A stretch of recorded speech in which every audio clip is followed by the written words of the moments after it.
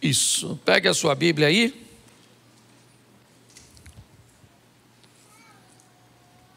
João capítulo 5, verso de número 17. João 5, 17. Coloque para mim, por favor, na tela.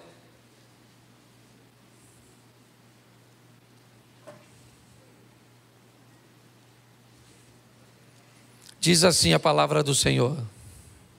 João capítulo 5, verso de número 17.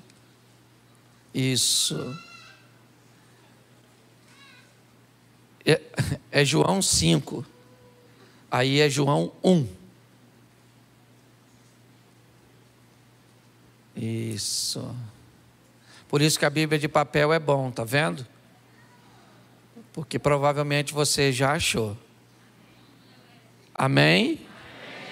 Isso. E Jesus lhes respondeu: meu Pai trabalha até agora e eu trabalho. Meu Pai trabalha até e eu trabalho. Meu Pai trabalha até e eu trabalho. E eu trabalho. E eu trabalho. Glória a Deus. Isso, o povo precisa trabalhar. Certo? Bom, inúmeras vezes quando você vai olhar Deus chamando pessoas, dificilmente você vai ver Deus chamando alguém que está à toa. Me parece que na ótica de Deus, quer que algo seja feito, peça a alguém que está ocupado. Porque se alguém está desocupado, alguma coisa tem. Ele pretende chamar Moisés para libertar o povo. E Moisés está trabalhando quando tem a visão da sarça. Ele pretende chamar Gideão, ou um libertador, para libertar o povo dos midianitas. E ele pega um cara que está malhando o trigo no lagar. Ele quer um rei para Israel. E tanto Saul está procurando, né, os animais de seu pai, quanto Davi está trabalhando. Aliás, quando Samuel chega na casa de Jessé para ungir o rei, o único filho de Jessé que está trabalhando é Davi. E Deus disse: olha, ninguém come nada antes do trabalhador chegar. Mas hoje eu quero falar de Eliseu. Um indivíduo que foi chamado, é verdade, para substituir nada menos, não vou dizer substituir, mas para dar sequência ao trabalho, né, ao ministério de Elias, e ele também estava trabalhando. E hoje eu quero te mostrar que a vida, inevitavelmente, ela vai requerer de você esforços, posicionamentos, ações, que vão gerar para você resultados. Muitas vezes as pessoas ficam buscando resolver alguns problemas, mas não vão na fonte do problema. Então acabam vivendo apenas paliativos e muitas vezes vivenciando ciclos. A vida de algumas pessoas parece um looping. Ou seja, hoje ela está bem e ela vai indo bem, mas de repente ela volta novamente numa crise, num afastamento, ela volta num problema. São casamentos vivendo isso o tempo inteiro, nunca conseguem uma constância. E eu quero mostrar hoje, na trajetória do profeta Eliseu, como as coisas aconteceram e pegar alguns exemplos para aplicarmos no nosso cotidiano.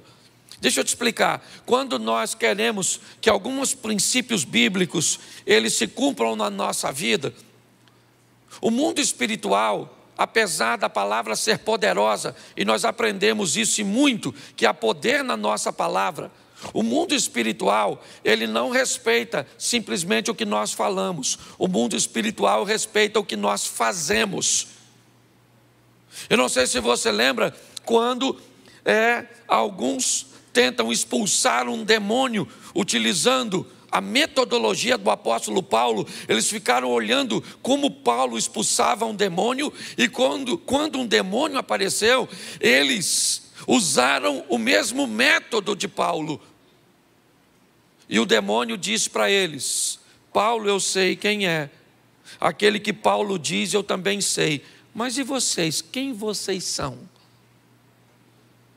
Então é muito importante você e eu entendermos que a nossa vida está aguardando decisões, posicionamentos, posturas, que podem nos levar para um lugar. Como eu sempre digo, futuro para nós não é um tempo, futuro para nós é um lugar. E para que lugar eu estou indo? Basta eu olhar o que eu estou fazendo, como é que eu estou me posicionando. Quando nós vamos olhar para Eliseu, eu vou pegar desde o momento que ele aparece, vai ser rapidinho, 5 tópicos, bem rapidinho, para que você entenda. Eu só preciso que coloque aqui, nós estamos com algum problema aqui? Não? Não? Então vamos lá, primeiro livro dos Reis, capítulo de número 19, verso de número 19. Primeiro livro dos Reis, capítulo 19, verso 19. Partiu, pois, Elias dali e achou a Eliseu, filho de Zafate, que andava lavrando com 12 juntas de bois adiante dele. Ele estava com a 12ª. Elias passou por ele, lançou a sua capa sobre ele. Põe o 20. Então deixou ele os bois, correu após Elias e disse: deixa-me beijar meu pai e a minha mãe, então eu te seguirei. E ele disse: vai e volta, porque te tenho eu feito. Por que te tenho eu feito? Vamos lá. Deixou esse os bois. Isso aí. Voltou, pois, atrás dele, tomou as juntas de bois, os matou, e com os aparelhos dos bois, cozeu as carnes, deu ao povo, comeram, então se levantou, seguiu Elias e o servia. Preste atenção. Esse é o momento que o nome de Eliseu aparece na Bíblia, pela primeira vez. O momento em que Elias entra no campo que Eliseu está trabalhando, e Eliseu vai receber, o chamado ministerial. Mas preste atenção, quando ele recebe o chamado, ele tem o que Deus deu para todo mundo: livre-arbítrio. É importante nós entendermos isso. Eu expliquei isso num videozinho meu do Instagram, deixa eu só pincelar um pouquinho nisso. Cuidado para não, na hora do evangelismo ou na hora do confronto, não ensinar pessoas de forma errada. Todas as vezes que você disser que Deus proibiu alguma coisa de ser feita, entenda: se Deus proibiu, Ele é o soberano. Se Deus diz que o homem não pode fazer, o homem não faz, mesmo que tente, porque Deus é soberano. Uma coisa é o que Deus diz que não pode, outra coisa é o que Deus diz que não deve ser feito. Cuidado para não misturar isso. Deus diz: o homem não vive para sempre. Tenta. O homem é obrigado a envelhecer. Ele pode acessar métodos, ele pode acessar produtos que inibam, que diminuam o envelhecimento, mas ele não pode anulá-lo. Deus disse: o homem não vive sem oxigênio. Tenta. Deus disse: o homem não vive embaixo d'água, o homem não voa. Ele pode construir equipamentos para voar, mas tudo aquilo que Deus disser que o homem não faz, o homem não faz. Qual é o problema? É o livre-arbítrio. É aquilo que Deus diz que o homem não deve. O homem pode matar, sim ou não? Sim ou não? Claro que pode, porque se ele não pudesse, ele não matava. Ele pode roubar? Ele pode fazer o que quiser com o corpo dele? Claro que pode. Ele não deve. Esse é o grande problema. Nós precisamos entender que o que Eliseu vai receber no campo que ele trabalha é o que eu recebi um dia. Aliás, o que eu recebo todos os dias: o direito de decisão. Elias passa no campo onde Eliseu está trabalhando e convida Eliseu a deixar tudo aquilo e seguir-te. Nesse momento, Eliseu tem o direito, porque presta atenção, decisão é sua. Deus não decide por você, seus pais não decidem por você, seu cônjuge não decide por você, o pastor não decide. A decisão ela é sua. Você precisa entender isso. Tudo começa com decisão. A história de Eliseu é quando Elias entra no campo e diz para ele: Deus está te chamando.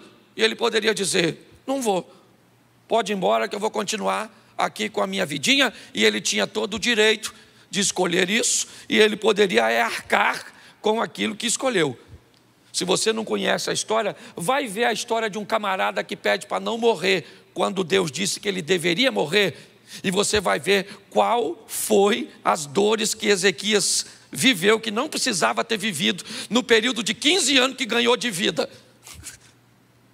Talvez quando você lê isso, você vai falar assim: caramba, esses 15 anos de Ezequias foi para ele uma maldição, ao invés de uma bênção. Porque Deus sabia o que estava fazendo. Quando nós olhamos para esse momento, o que nós vamos ver é que quando Eliseu decide ir, ele vai até Elias e diz: eu vou, mas eu não vou de qualquer jeito. Eu decidi ir com o Senhor, mas se é para eu ir, me deixa em casa, porque eu vou beijar meu pai e a minha mãe. Se é para eu ir, aguarda um pouquinho, porque eu vou matar meus bois. Eu vou pegar aquela estrutura de madeira que une os bois e vou fazer uma fogueira. Eu vou destruir tudo aquilo que me prende à vida antiga antes de eu ir para a nova. Eu não sei se você já ouviu falar de uma batalha, né, de Siracusa, uma batalha contra Cartago, onde assim que as tropas descem para uma batalha, o capitão manda incendiar todos os seus navios. Ele manda atacar fogo nos próprios navios, simplesmente para dizer para ele mesmo e para todos os seus soldados que não há uma segunda opção. Ele chegou ali, ou ele vai vencer, ou ele vai vencer. Não tem outra, é só vitória.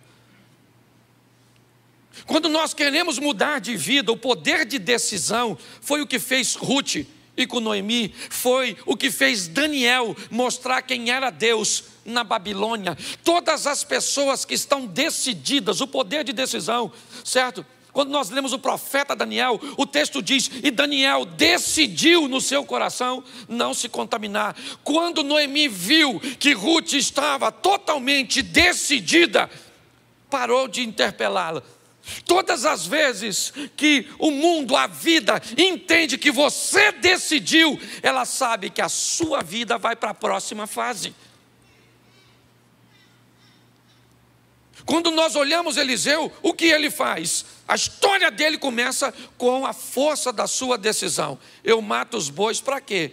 Porque eu não vou voltar mais. Vou beijar meu pai e minha mãe e vou dizer: nunca mais eu pego no arado, nunca mais eu vou voltar à minha vida antiga, porque Deus está me chamando para uma nova vida e essa antiga não me cabe mais. Você sabe qual é o problema? Muitos de nós deixamos um ambiente seguro. Tentamos levar uma nova vida com velhos amigos, com velhos hábitos, com uma velha postura. Inevitavelmente, nós não vamos obter êxito. Sabe por que a Bíblia diz que é melhor você ser frio ou quente, mas você não pode ser morno? Porque nada atrapalha mais o evangelho do que um crente morno. Se o cara está dentro, ele está dentro. Se ele está fora, ele está fora. Mas se ele está dentro de qualquer jeito, ele atrapalha o sistema. Ele joga contra. A história de Eliseu começa com uma decisão. E a decisão dele é o seguinte: o que me prende à vida antiga?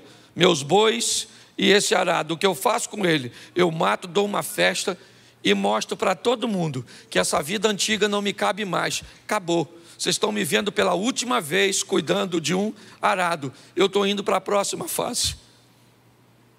nós precisamos tomar essa postura de decisão quando vamos andar com Deus.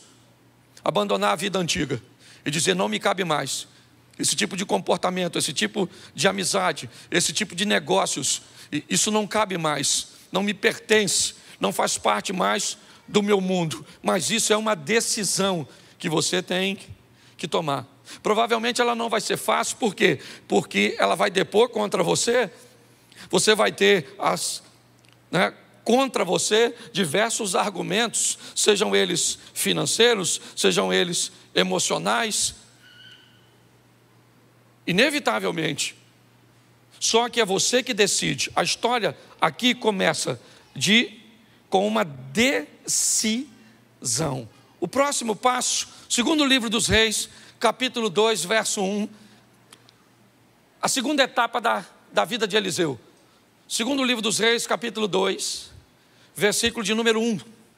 Sucedeu, pois, que havendo o Senhor de elevar a Elias num redemoinho, ou um redemoinho ao céu, Elias partiu com Eliseu de Gilgal. Presta atenção, Elias está agora indo para a fase final de seu ministério, e o ponto de partida era Gilgal. Eu gosto dessa cidade. Coloca para mim, por favor, Josué capítulo 5, verso 8, só para me mostrar para vocês o que significa a palavra Gilgal para o povo, para Eliseu. Isso. E aconteceram que, acabando de circuncidar toda a nação, ficaram no seu lugar no arraial até que sararam.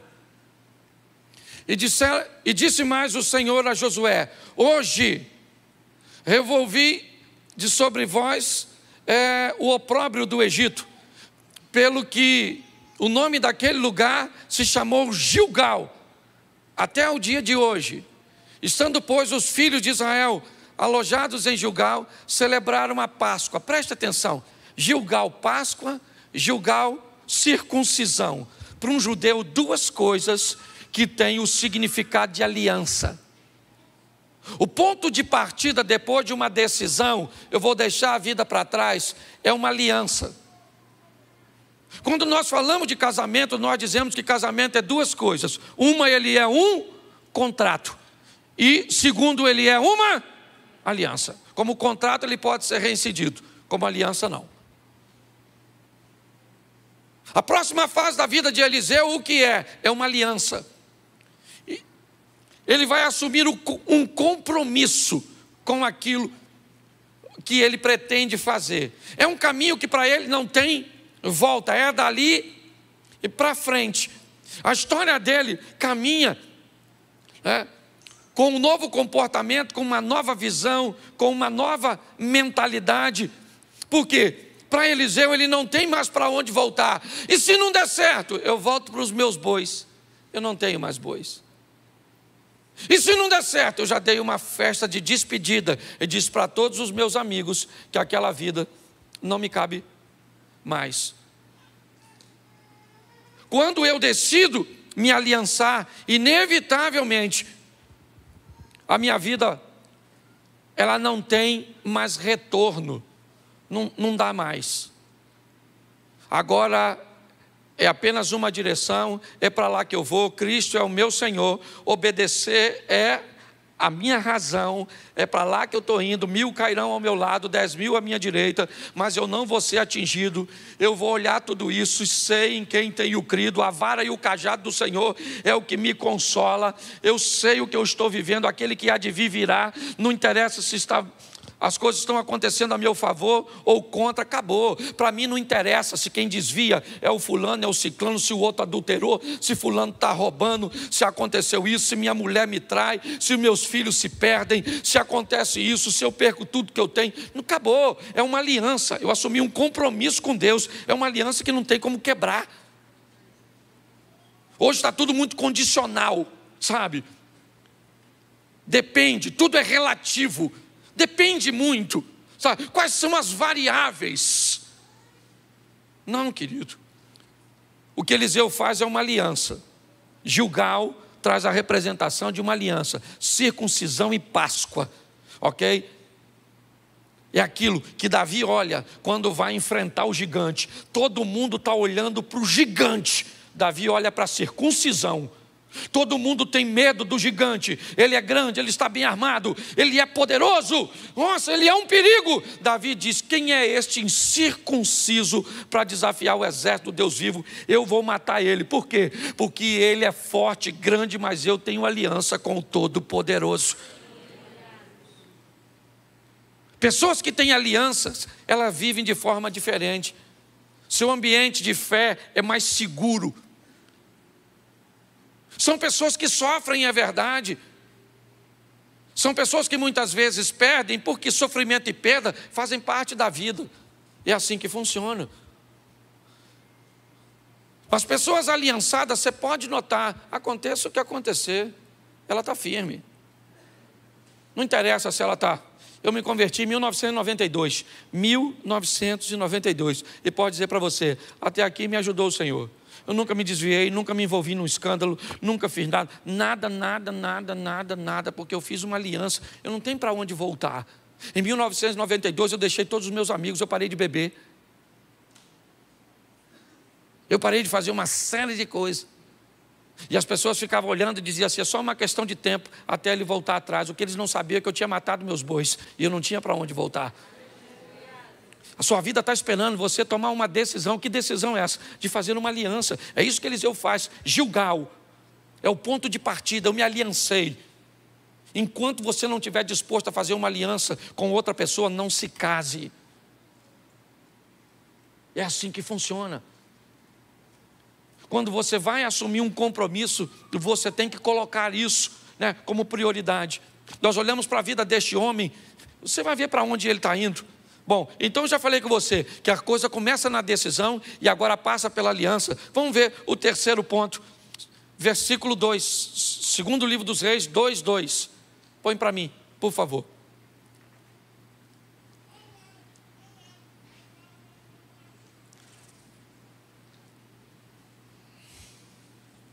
Nos diz assim: e disse Elias a Eliseu: fica aqui, deixa por aí, por favor, porque eu vou usar para me ajudar. Disse Elias a Eliseu: fica aqui, fica aqui, fica aqui. Uma das frases que Eliseu vai ouvir o tempo inteiro nesse texto é: fica aqui, fica aqui, fica aqui. Ou seja, o tempo inteiro você vai ver uma solicitação: não continue andando, paralise, interrompa a sua trajetória, não vá para o próximo ciclo, não vá para a próxima fase, porque me parece que é isso. A Bíblia diz: conhecei e prossegui e conhecer. Você vai viver de glória em glória, você vai viver de fé em... O que é isso? Isso são mudanças de ciclos.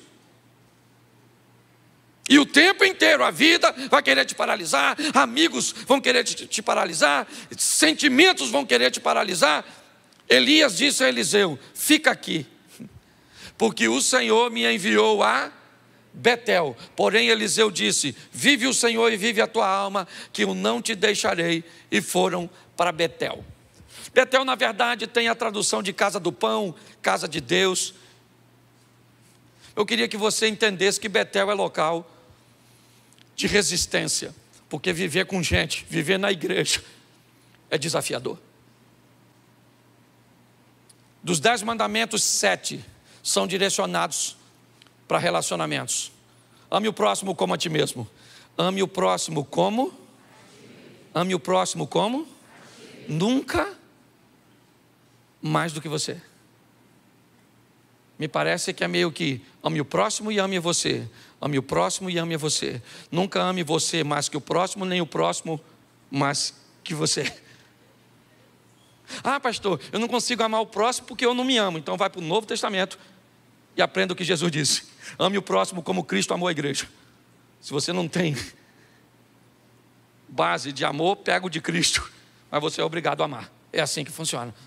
Quando nós vamos olhar aqui, nós vemos resistência, porque para viver na igreja, ó, preste atenção, tem gente boa, tem gente ruim, tem gente que não fala nada, e tem gente que fala tudo, tem gente que paga os outros, tem gente que não paga, tem gente que fica de olho nos outros, na mulher dos outros, tem ou não tem? Tem mentiroso, tem fofoqueiro, tem tudo. Pastor, por que o senhor não exclui tudo? Porque senão fica vazio. expulsar todo mundo. Como é que eu vou fazer? Deixa eu te falar uma coisa. Segundo Jesus e a Bíblia, o lugar de gente ruim é na igreja. Fulano, pastor, o senhor sabe que aquele irmão que vem todo culto fuma? Sei. E ele diz que é membro? Diz. Ele é membro? Acho que não, mas não fala para ele não. Porque de repente ele pode ir embora. Mas não é melhor ele ir? Ele não defama, não. A igreja é um rio de água viva. A igreja é do Senhor. Ninguém defama a igreja. Não, ela pode até ficar só se não houver postura e posicionamento. É assim que funciona. Ah, a pessoa tem que parar de mentir para aceitar Jesus. Não, ela tem que aceitar Jesus mentindo. E aí o Espírito Santo vai falar: ô, Pinóquio, de uma figa, muda de postura. Entendeu? O cara tem que... Ela é mulherenga e vem para a igreja. Deixa o cara aí. Não pode ver uma mulher que ele entra em modo conquistador, já viu? Tem uns irmãos na igreja assim. E olha, uma mulher faz assim, ó. Ele está assim, ó. Mostra o relógio, sacode a chave do carro, estufa o peito, parece um sabiá. O que é isso? Modo conquistador. Se essa pessoa... Gente, deixa a turma aqui. Se não mudar aqui, vai mudar. Onde? A psicóloga está morrendo de rir, porque já identificou 200. Igreja, presta atenção. Primeiro, decisão, depois aliança, terceiro, resistência, meu filho. A chapa é quente, o bagulho é doido. Você lida com gente que diz que você é uma bênção e ali fora está descendo o sarrafo no você. Irmão, a paz do Senhor. E você, a paz do Senhor, querido. Você não sabe se você é cínico, se você é amoroso. Você não sabe quem você é. Porque tem que ser resistente, tem que ser. Senão, vá para o inferno. A chapa é quente, meu filho. Eu gosto de Eliseu porque tem que passar por Betel. Casa do pão, casa de Deus. Lugar de desafio. Gente que era para trabalhar no mesmo propósito. Tem inveja de quem está fazendo. Onde já se viu isso? Você está fazendo, pastor, viu a pessoa que estava ali limpando o banheiro? Não é função dela. E não estava limpando? Ah, mas eu acho que tinha que ter uma autorização. Para passar um pano na urina? Precisa não. Deixa sem autorização mesmo. Você está rindo, mas é difícil, desafiador. Se você não se preparar, você não fica em igreja nenhuma, porque todo lugar tem. E qual é o lugar que mais tem? Aqueles que pensam que não tem. Lá que está o maior foco. Porque quando as pessoas sabem que tem, elas procuram mudar de vida.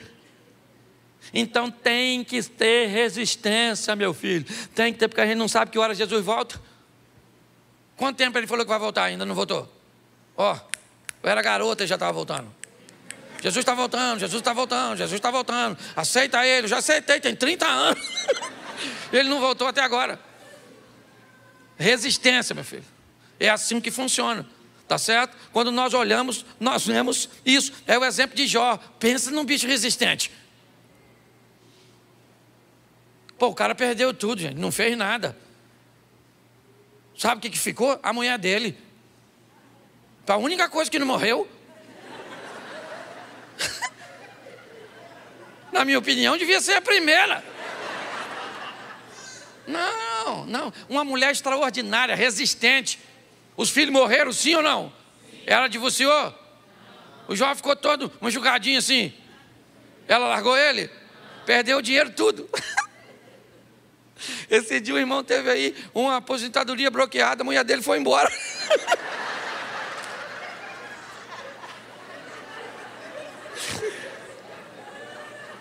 Oh, meu Deus, me dá sabedoria para ser pastor.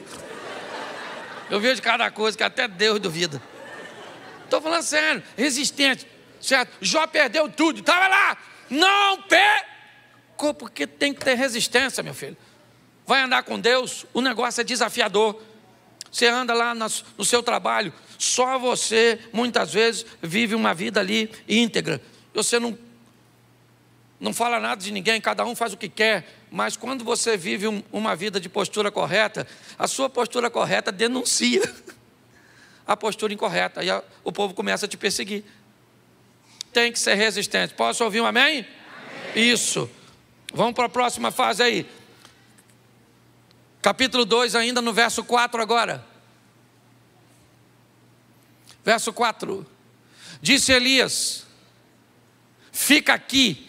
Aqui onde? Em Betel. Fica aqui em Gilgal, fica aqui em Betel, ok? Fica aqui porque o Senhor me enviou a Jericó. Porém ele disse: tão certo como vive o Senhor e vive a tua alma, que eu não te deixarei. Note que novamente uma força está sendo empregada para paralisar Eliseu. Ele diz: eu não vou parar, tão certo como vive o Senhor e vive a tua alma, que eu vou com você. Eu não vou ficar em Betel, porque Betel não me para. Relacionamentos interpessoais não me param. Eu sou resistente para sobreviver a eles. Mas agora vamos para onde? Jericó. Tradução: em alguns lugares, cidade das palmeiras. Em outros lugares, cidade do mau cheiro. Comércio de rua, muros altos, pouca circulação. Provavelmente o cheiro não era dos mais agradáveis naquele ambiente. Basta você passar perto de uma barraca de peixe, muitas vezes, né? No final do dia, depois de uma feira. É só para você ter mais ou menos o entendimento. Mas se Jericó era conhecida como cidade das palmeiras porque tinha por fora, ela é conhecida por cidade mal cheirosa pelo que tinha por dentro. Me parece que agora, depois da resistência, eu vou ter que sobreviver à hipocrisia, ao comportamento de não querer vender uma aparência para os outros que não reflete uma realidade do que eu vivo. Esse é o grande problema. Muitas pessoas muitas vezes não mudam porque não pode tratar o mau comportamento, porque as pessoas não podem saber que ela tem aquele comportamento incorreto.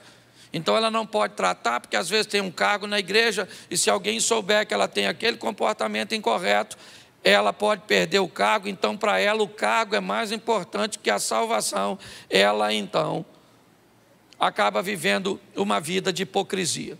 O hipócrita, normalmente ele tem uma questão muito peculiar. Ele precisa acusar os outros, porque todas as vezes que ele acusa os outros, inevitavelmente ele está defendendo, né, uma imagem de que ele cumpre aquilo que ele acusa. Certo? Ele tem que chamar a atenção para um outro lugar que não seja a vida dele. Então ele olha para alguém que usa uma roupa indevida, para alguém que posta alguma coisa na internet indevida, para alguém que faz um comportamento indevido. Por quê? Porque chamando a atenção para os outros, ele consegue guardar a aparência dele. Muitas vezes há uma promiscuidade por detrás de um puritanismo, porque eu defendo o puritanismo, mas na verdade eu estou envolvido numa pornografia.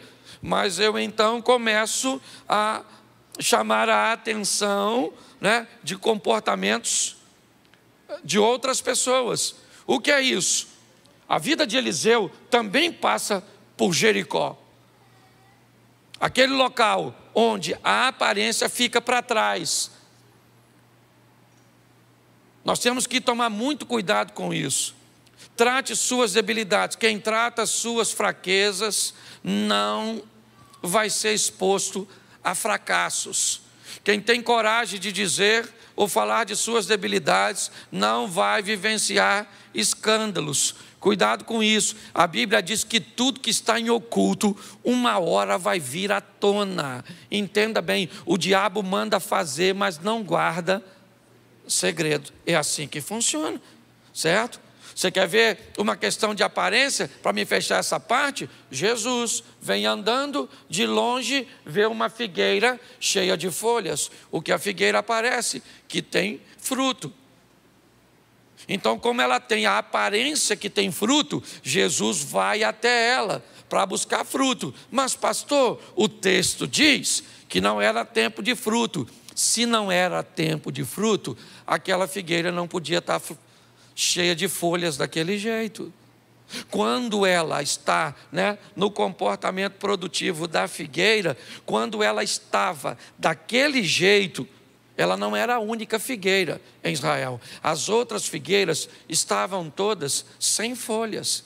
Aquela figueira estava cheia de folha, então ela passava uma mensagem, ela transmitia uma aparência que ela tinha fruto. Jesus vai até elas e quando ele chega lá, o texto diz que Jesus procura fruto e não tem, porque não era tempo de fruto. Se não era tempo de fruto, por que ela está aparentando que tem? Jesus disse, então a partir de hoje, ninguém vai comer mais fruto de ti, porque quem quer viver de aparência vai perecer.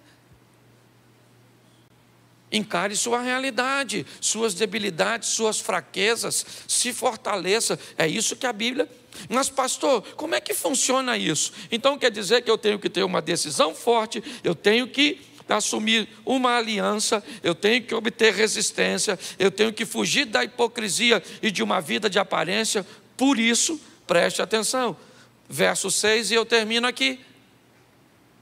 E disse Elias, fica aqui porque o Senhor me enviou ao Jordão. Mas ele disse, vive o Senhor e vive a tua alma, que eu não te deixarei. E assim ambos foram juntos. Verso seguinte. E foram 50 homens dos filhos dos profetas, e de longe pararam de fronte, e eles ambos pararam junto ao Jordão. Preste atenção. Temos 52 homens. 52. Eliseu, Elias e 50 dos filhos dos profetas. 2 homens atravessam ao Jordão. Elias e Eliseu. Se você quer saber qual é o resultado final dessa equação, é que quem toma decisão e leva adiante, estabelece uma aliança com Deus e vai viver num nível alto de resistência, não conservando uma aparência equivocada ou uma hipocrisia.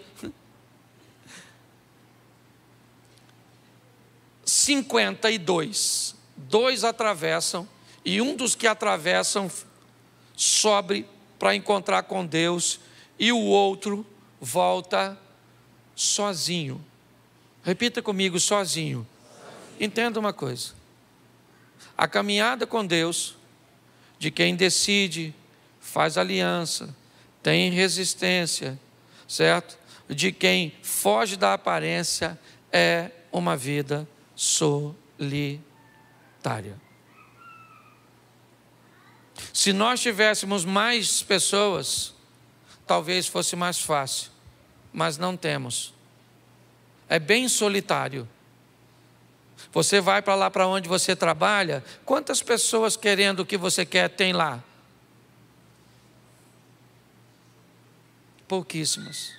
Você vai para onde? Para a sua faculdade, para a sua universidade, para a sua pós-graduação, quantas pessoas tem lá? Preste atenção que é uma vida muito solitária. 52, 50 ficam e 2 passam. Eliseu vai para o outro lado, mas do outro lado, e aí que é legal, ele recebe coisas, vê coisas, vive coisas que a turma do lado de cá não vive. Eliseu vai lá rapidinho, Elias é levado ao céu, joga a capa, Eliseu rasga a sua capa, joga fora, pega a capa de Elias, volta, pega, toca o Jordão, atravessa, os 50 caras estão do lado de lá. Ele foi sozinho, é verdade. Porque quem resolve viver esse estilo de vida, não tem muitos companheiros. Mas, meu irmão, deixa eu falar uma coisa para você, minha irmã. O que você vai viver e o que os outros vão ver que Deus vai fazer na sua vida através de você, é algo extraordinário. Sua vida está esperando você decidir, se aliançar, se fortalecer, fugir da aparência e entender que não dá para ter muita gente. Eu falei aqui e encerro. Eu, dia 7 de setembro, comprei uma passagem, Peguei uma bandeira daquela que a gente coloca aqui, comprei uma camisa do Brasil, fui até a Avenida Paulista, abri e tirei uma foto. Marcelo estava comigo e o William também. Eu não tirei foto com ninguém, não subi em carro, não fiz nada. No dia 8, 63 mil pessoas deixaram de me seguir na rede social. Mas preste atenção. Eu vivo para quê? Qual é o meu propósito? Eu entendo que há solidão nesse estilo de vida. Não tem muita gente. Mas deixa eu falar com você. Se Deus for com você, as pessoas vão ter que ver. Porque quando Eliseu volta, ele volta com Deus. E todo mundo, Eliseu mandou um recado para o Naamã. Manda esse cara vir na minha casa, porque todo Israel vai saber que aqui ainda tem Deus, porque eu sou profeta. Eu ando sozinho, mas não vivo de aparência. Sou resistente, é assim que funciona. Tenho aliança e decidi viver com Deus.